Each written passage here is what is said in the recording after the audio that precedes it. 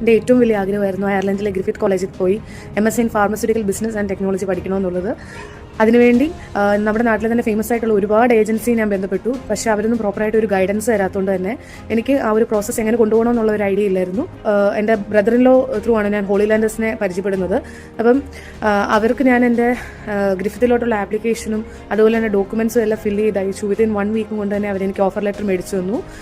എനിക്ക് പിന്നെ ഞാൻ IELTSൻ്റെ സ്കോർ കാർഡ് സബ്മിറ്റ് ചെയ്തു. ആപ്ലിക്കേഷൻ വിസയ്ക്ക് വേണ്ടിയുള്ളത് വെച്ചു. അതിനുവേണ്ടിയുള്ള എല്ലാ പേപ്പർ വർക്ക്സും എങ്ങനെയാണ് എടുക്കേണ്ടത്, എങ്ങനെയാണ് ചെയ്യേണ്ടത് എന്നുള്ള എല്ലാ ഒരു ഐഡിയ ഹോളി ലാൻഡേഴ്സ് പറഞ്ഞു തന്നു എന്നുള്ളതാണ്. രാവിലെ ആണോ രാത്രിയാണെന്നോ നോക്കാതെ നമ്മുടെ എല്ലാ ഡൗട്ടും ക്ലിയർ ചെയ്ത് തരും.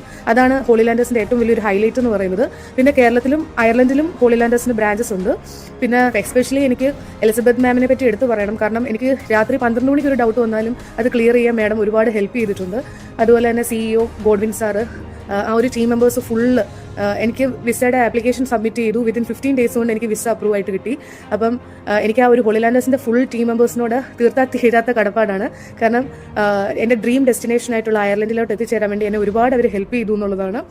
പിന്നെ നിങ്ങൾക്ക് സ്റ്റഡി അബ്രോഡ് എന്നുള്ള ഒരു ആഗ്രഹം തോന്നുവാണെങ്കിൽ ഒരു ഡൗട്ടും കൂടാതെ ഹോളി ലാൻഡേഴ്സിനെ ചൂസ് ചെയ്യണമെന്നാണ് ഞാൻ പറയുന്നത്. കാരണം നമ്മുടെ ടെൻഷൻ കുറച്ച് നമ്മുടെ എല്ലാ കാര്യങ്ങളും ക്ലിയർ ആയിട്ട് പറഞ്ഞു തരും എന്നുള്ളതാണ് ഹോളി ലാൻഡേഴ്സിൻ്റെ ഹൈലൈറ്റ്സ്. അപ്പം എല്ലാവർക്കും ഹോളി ലാൻഡേഴ്സിനെ ഒരു ഡൗട്ടും കൂടാതെ ചൂസ് ചെയ്യാമെന്നാണ് ഞാൻ പറയുന്നത്. Thank you all.